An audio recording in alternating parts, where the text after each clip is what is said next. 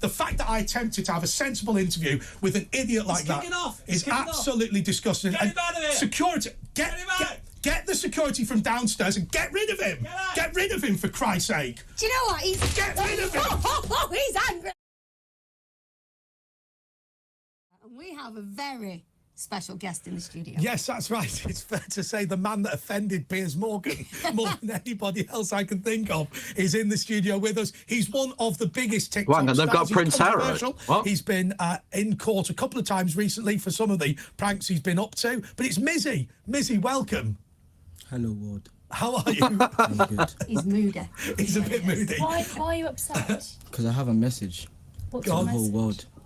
So you see you guys right now, you're using a script in it. You're basically working a job at the end of the day. No script. No, it's not a script. No, Well, we don't use scripts. Look, I have a script here.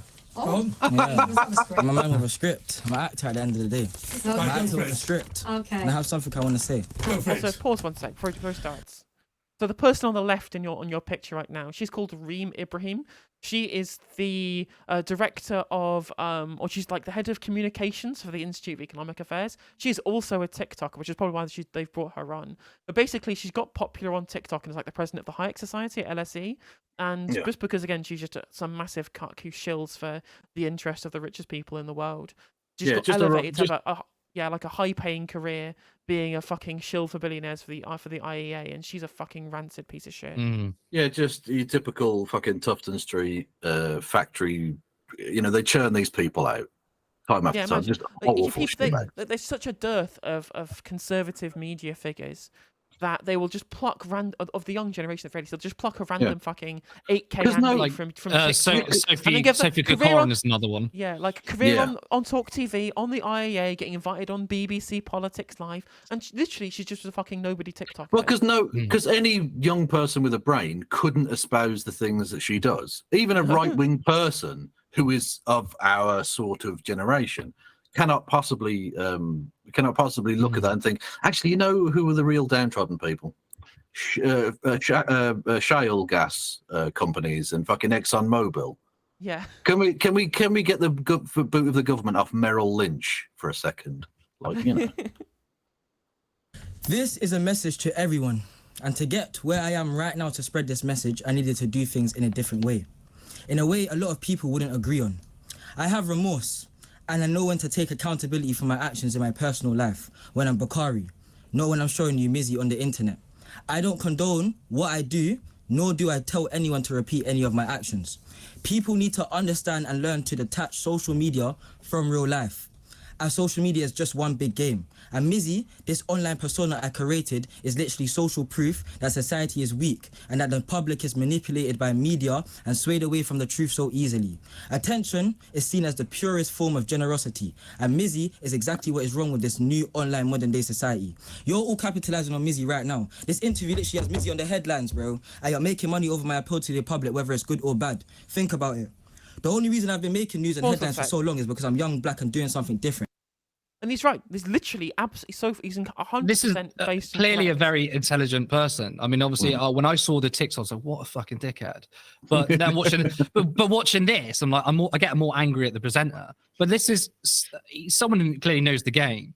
Obviously, they're going to try and make him out to be this complete idiot, but clearly he's very intelligent. He's saying a lot of things that are pretty based. 100%. I mean, it's what Bo Burnham was talking about before, about how the attention economy means that the last commodity people have access to is time, right? So these people are trying to get as much of their time as possible. So in an economy where attention is everything, we will get to this position where people will literally do anything to have your eyes on them, because that is the ultimate commodity that people have access to.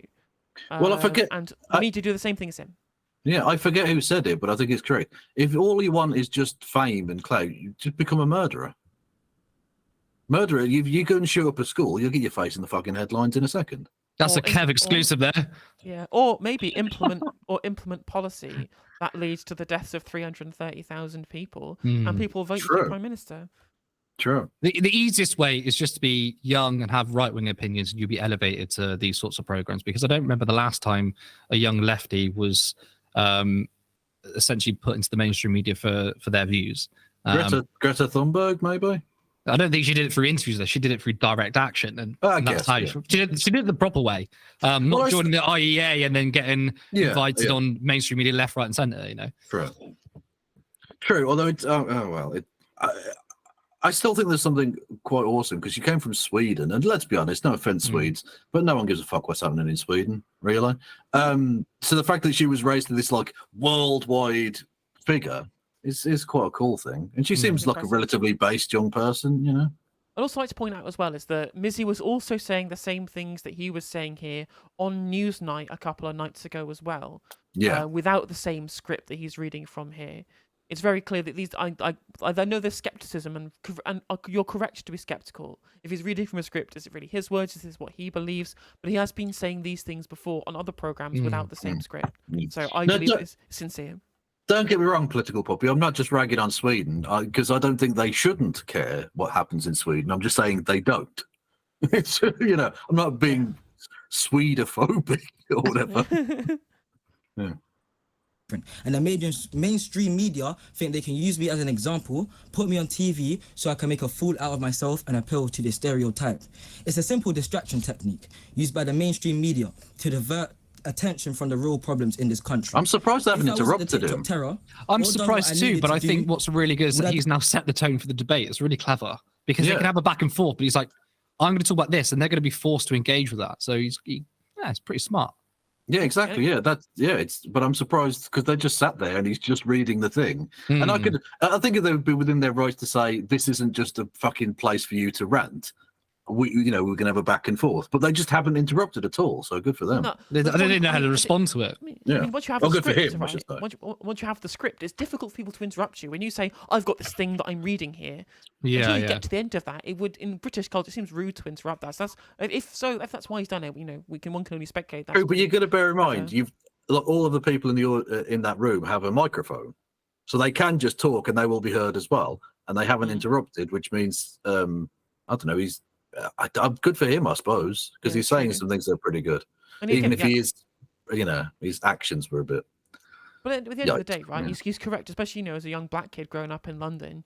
He's the one who knows the people who are the most affected by issues of austerity, issue of the cost of living crisis. And so to skewer mainstream media for taking these cultural topics as political footballs to try and divert people's attention away from poor economic policy by the kind of politicians that people like TalkTV are there specifically to propagandize for and prop up, he's correct. Well, exactly. So. But I'm just, it's funny to me that you'd have to do that kind of prank in a posh area anyway, because if you did it around, say, where I live, you'd get stabbed. Yeah, and also if you just walk into someone's fucking house, they're either going to set the dog on you or you're getting knifed up. You don't just walk into someone's gaff, Yeah. Just a thought for you. Not that I'm saying that's the correct approach. I'm just saying again that it is the approach that some would take. Yeah. Be on this show right now, or even on Piers Morgan. It's all propaganda at the end of the day. All these online personalities have had their own. Look, he's literally holding his finger up to him. Man even, and still have a platform, and that's because we give it to them with any type of attention. I'm just a teen from these rough areas. As journalists, it's your job to be highlighting the misery of people in this country and figuring out what the causes are instead of bringing some TikToker that makes silly pranks into your show for views and ratings. It's all about painting a picture in your mind. Mainstream media have been doing it for years, and they get their paycheck by writing numerous articles, posting controversial videos, and twisting stories to change the audience's narrative. The movement is real. Okay, Mizzy, there's loads of stuff that's to unpick in that. And the first question I would ask you is, do you feel that the reason you've done all this is because you've been stereotyped based on your working class background, based on coming from Hackney, and based on being a young black man in London? You can say that, yes, because there's been many other pranksters that do worse things than me. There's guys that are doing, I don't even know what I can say on here, but there's guys that are doing rape pranks out here, and they still have a platform to share their message, and I don't understand. Oh, did you see the one from America that pretended to go up and steal someone's money from when they're at the cash machine? Yeah. Yeah, and he got fake, the people jumped him, and he got fucking 3 teeth knocked out. He got battered. And fair enough. It is crazy. Yeah, but I suppose they weren't on the media, though, were they? No, exactly. No, but just as a aside, as to what can happen. There are definitely plenty of things that you can do for fame on TikTok in the UK that you definitely could not use in the US. Yeah. Exactly. In America, they got guns and shit, and they again, if you go up and pretend to rob someone, they could shoot you dead and walk. Not a problem. Yeah. Done that because I have an actual message I'm willing to share. Because I have watched, seen some bad pranks. I watched one like thing. that. I watched one thing that you did, which genuinely did get me thinking. Because I think you're a clever guy, and I think actually there is a message behind it. I genuinely believe that. You know, when you walked into that very wealthy person's house, you could apologise all day, but part of the shock of it was a young black man walking into a wealthy person's house. That's what I took from it, and I thought that potentially you were attempting to highlight racism by that prank. Literally, essentially, in a nutshell, that's what it is. Because that's what I was trying to mention on Piers Morgan. That's why I mentioned the black card, race card, whatever you might want to say. I was trying to say that if a white person done that and called it a prank, made it a trend and whatever, it wouldn't have gone this far. It wouldn't have been on Piers Morgan. It wouldn't have been news headlines. The press wouldn't be outside my house. All of that stuff. Okay, well, should we have a look at the Hang on a second. Before we do that, if you and me had walked into somebody's house and gone, we think that is this the place where the study group is? They wouldn't have been as shocked, would they? I genuinely believe that. But anyway, it did solicit a response from Piers Morgan, who, what it's fair to say, Mizzy, didn't like it quite as much as I. Can I just say to Maria in my chat, I don't think what he did counts as breaking and entering. It's trespassing for sure, but like he didn't force a window, he didn't break anything. He just walked into an open door. So don't get me wrong, it's still wrong. You shouldn't just walk into someone's fucking house. But the point is, it's not. I don't think it counts as breaking and entering at all. I don't think he's even been charged with that. So no, exactly. And yes, it's not breaking and entering; it's just entering. It's just entering, yeah, because there's no breaking. Here's what's happened on the Piers Morgan show. Tell me about your life. What justifies this? What's happened to you that makes you think you're justified in doing this? Terror. Tell me about my life. Well, you said you know nothing about your life. Tell me. Yeah, it's the war on TikTok terror. Come on now. Let's go. I mean, to be fair, you know, there were like recruitment, when they're like ISIS recruitment videos on TikTok or some shit. Well, maybe this is one of them. Maybe this is a real long game from ISIS to get people involved. I mean, there are definitely plenty of things on the British media you could use very, very easily as ISIS recruitment. Yeah. Tell me about your life. Because I'm trying to get onto me because I'm black. Because I guarantee. Because you're black. Person, yeah, I guarantee. If I don't give a damn about your skin colour. Really? No. Oh yeah, Piers Morgan, the least racist man in the world. Yeah, he definitely was asking specifically about Mizzy's background, just because, for no reason at all. There was nothing that prompted him to go, well, no, there can't be just there being an economic reason why you'd want to do this, right? The nature of the kind of the TikTok algorithm. No. But the reason why he must be this was because he must have some kind of background issue that's caused this. I don't know why Piers Morgan would go down that route. I can't think of why you might want to speculate on someone's poor family life, other than the fact that they might be black and that might be something that he might believe. White middle class person sat in that chair, he wouldn't be saying, what is it about your background that made you do this? So it is. I mean, Piers Morgan denied, and most people that watch this, but what's this guy talking about? But yeah, if that was a white middle class guy or woman, they would be saying, what is it about your background that got you into this? But yeah, he's a black young man from London. So of course he's going to ask that. Now, he won't have anything good to say on it though, will he? Because I think this young man is saying some pretty good shit. But, and also if you look at the context of how Piers Morgan won't shut the fuck up about Meghan Markle. Shut the fuck up. Well, actually, there was another one this week, wasn't there, with that he's very sympathetic towards Philip Schofield and his mental health troubles, and the fact that he feels suicidal, and we should leave him alone. Whereas with Meghan Markle, when she said she felt suicidal, he said, "Oh, she's lying." Yeah, quite very willing to back up the groomer, alleged groomer, should I say, in Minecraft. Yeah. Then he is about backing up somebody who's been hounded by the racist press for however many months. They're not racist. You just say everyone's racist just because they're doing racism. Jesus. Why would I care what colour your skin is? Really? I just think you're an idiot. Oh, thank you. I think you're an idiot too. That's fine. You're perfectly entitled to. It's very. Yeah, they are perfectly entitled to and perfectly reasonable to come to that conclusion as well. And perfectly correct. Yeah. Correct that, yes, Piers Morgan is in fact a fucking idiot. True. Also, a massive piece of shit who definitely knew they were tapping that dead girl's phone. I'm just putting that out there. Yeah, 100%. No shot. Very interesting that you say that though, because I think if a young lad walked into my house as confidently and as brazenly as you did, my assumption would be that you wanted to take but something from me, like my car keys. Is it fair to say that when you're a young lad and do you think you're being goaded on by your mates to do things like that you I maybe fully wouldn't know do? that I'm my own person in it, and I will do what I want to do. So if I didn't want to do it, I wouldn't have done it. But when you're with your friends and you're young and you're just hyped up and you're living in the moment, you get like sometimes you get a hold of yourself in it, and you don't know what you're doing at the time. Everyone makes mistakes, and when you're young, you make the most mistakes. And one of the things that you did say you made a mistake on was the walking into the house, which we alluded to before. I mean, Mizzy, you apologised to that family, didn't you? Did you apologise? Yes, I did. You I went there the apologised? next day on my own accord. Because like I said, social media is like a facade, like it's literally a game. Yeah. On my own accord, I went to the house the next day and apologized and took accountability for my actions. I could have recorded the apology, could have posted it for clout, more clout, whatever. Internet. It's not about the internet. It goes What do you to- want to say when you apologise, Missy? What did she say? She was like, we had a conversation. She was telling me about her distress and how like she had kids in the house. At the time when I was doing it, I didn't see that there was a kid there until James mentioned, "Oh, we got kids," and I left straight away because I have a child myself. Mizzy, can I just ask Oh, you one wow. question? You've come in here. He seems real young to be have a kid, man. How old is he? Do we know? 18, apparently.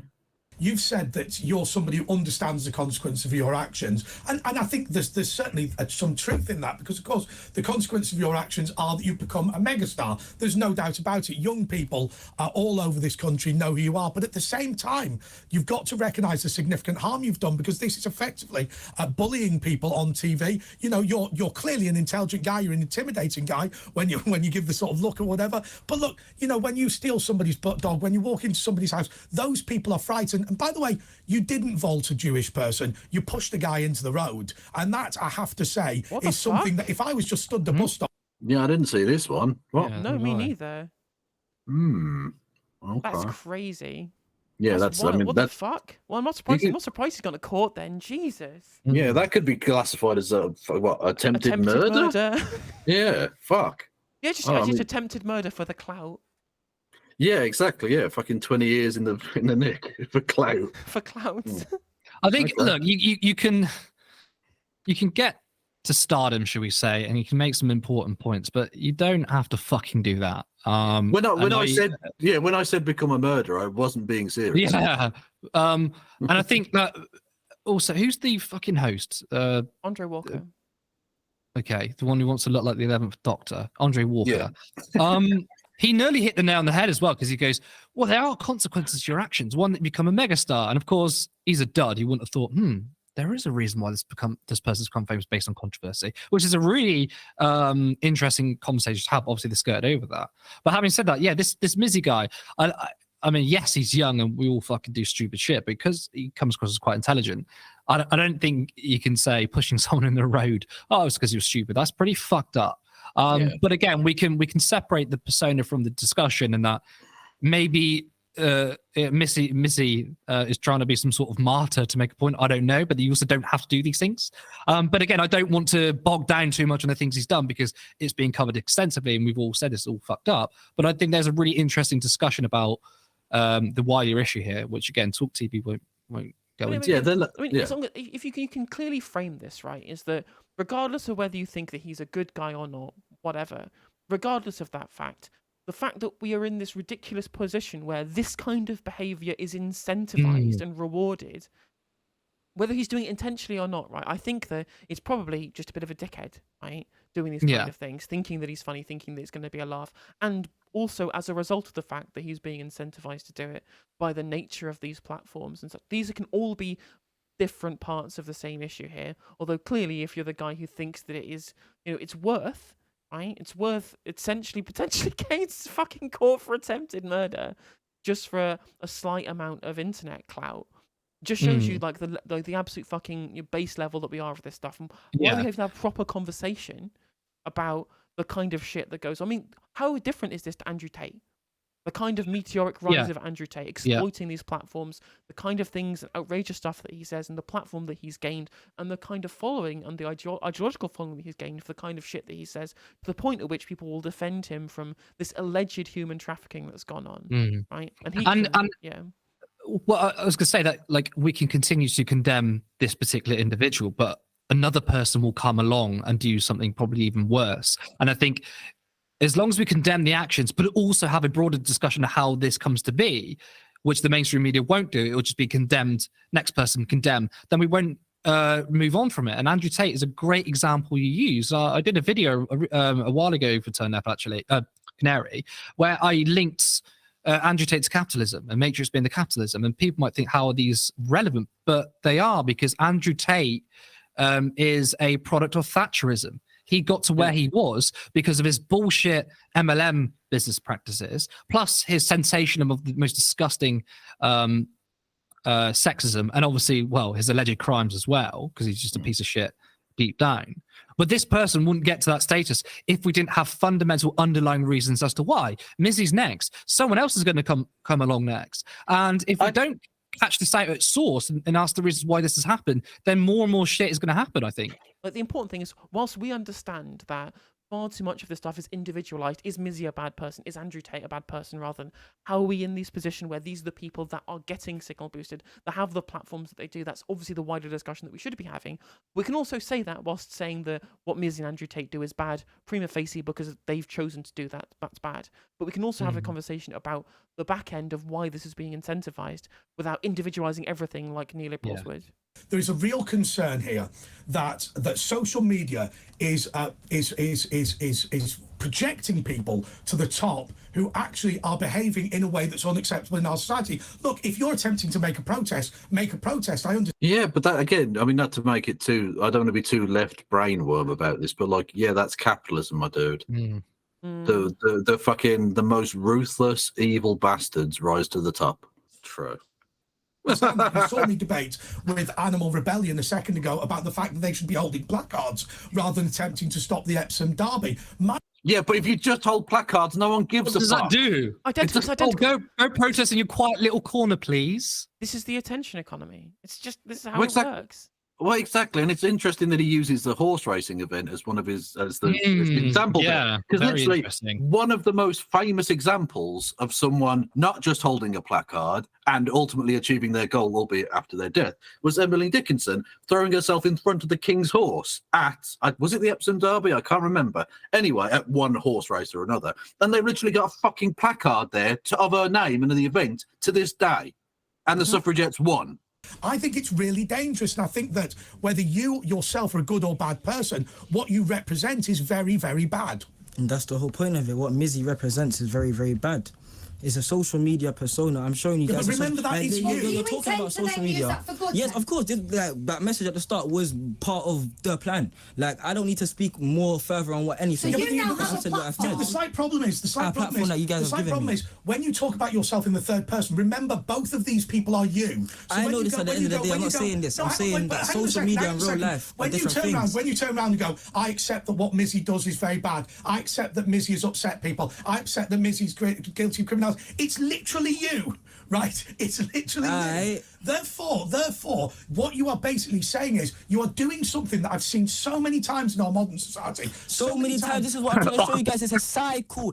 You could say identical things for all the fucking rightoid grifters, right? They think that what they're saying in their job as new media commentator grifters, you know, making up whatever story it is they think is going to rile up their audience about trans people one day or whatever. That's them. That's them doing it. These are things with real-world consequences. Well, we're just following the story, guys. Yeah, all right then. Yeah, because they're real proper journalisms. They are. Journalisms.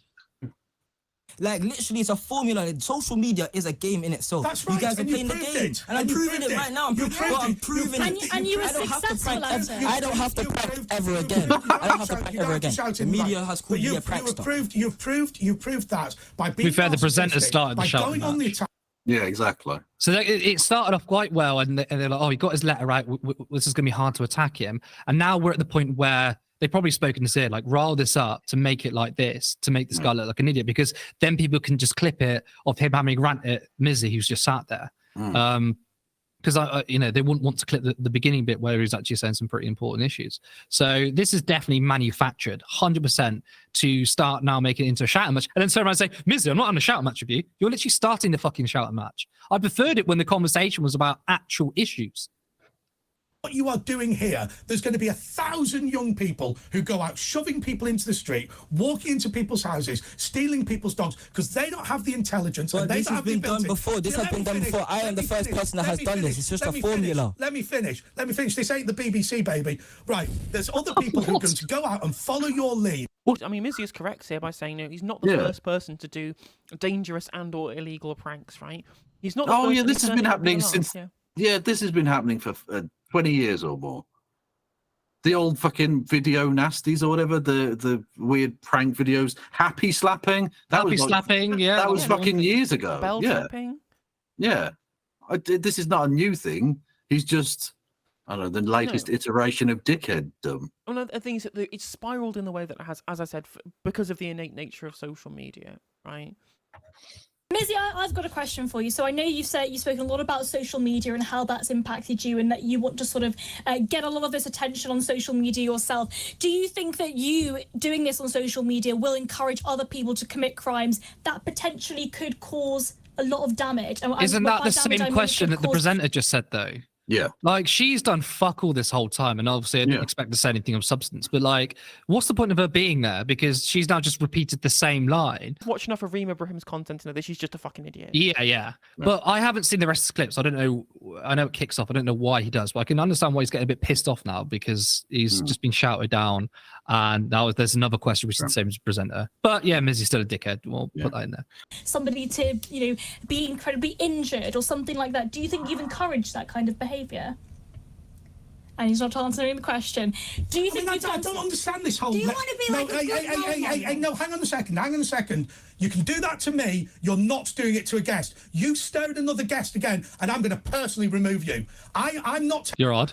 Yeah, you're odd, mate. You're gonna beat up an 18-year-old. Okay. Get a servant to bring him off. It's just a weird overreaction. Yeah. I mean, I'm look, not going to do that to a guest. There's a guest in my house. I mean, staring out is kind of weird, but then I suppose if you've just been inundated with the same questions and then the guest to your right does the same questions, I suppose you can just look at them with contempt. I think that is slightly overblown a little bit. To be honest, the funny move would just be to pretend she wasn't there. Just let her talk as if she's not actually in the room and just talk to the other two. Get out your phone. Just start browsing your phone. Start just going through the timeline. It's all good. Liked. Taking the mic. I'm not taking the mic. You glared at her in a threatening fashion. You do that, I'll drag you out. Threatening? Oh, come on. That ain't threatening.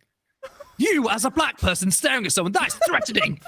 It's threatening. Fucking hell. Come on. You just stared at her. Like, yeah, I wouldn't do that, and I don't think you should do that, but threatening is a fucking stretch, man. Come on. You can be as hard as you pretend you are. You apologise to her right now, or you're leaving. I respect you, but I'm done here. Good riddance to bad rubbish. Threatening guests does not happen on my show under any circumstances. Reem, I'm very sorry, but the way he glared at you is not acceptable. We never should have had him on the show. I didn't even want him here. I think the guy's a complete and total fool. And the fact that I attempted to have a sensible interview with an idiot like that is absolutely disgusting. And security, he was quite intelligent. Get the security from downstairs and get rid of him. Get rid of him, for Christ's sake. Do you know what? Get rid of him. Oh, he's angry. What a fucking meltdown. What a snowflake. What the fuck was that? I mean, you threw something at him. That's worse than staring, mate. Yeah, you literally physically assaulted him by throwing some shit at him. It's like when James Whale whipped up the Guardian on live. These are the fucking ultimate snowflakes. But yeah, that was so fucking like scripted. I think it was just like, look, we need to move the conversation away from something of substance. So let's make it controversial. Everyone's going to share that clip of that bit now. Oh, Mizzy's such a dickhead. But like, my fucking god, he blew up, and that was embarrassing to watch. Over a look, he looked at her. Yeah. In a threatening way. Fuck off, man. Jesus Christ. That was atrocious. Something else. That really was something else. If you enjoyed this video, please do consider liking and subscribing. It does help out the channel and the algorithm. And if you click the bell notification icon, it will let you know when I go live and when I upload videos. If you'd like to follow me on social media, my handle is @NoJusticeMTG, and that is Twitter, TikTok, Facebook, Instagram, Twitch, and YouTube. If you want to support my channel in a more financial manner, you can do so by becoming a member for just 99p, by super chatting, or by supporting me on Patreon, with the link is in the description of this video, and hopefully I'll catch you on the next segment.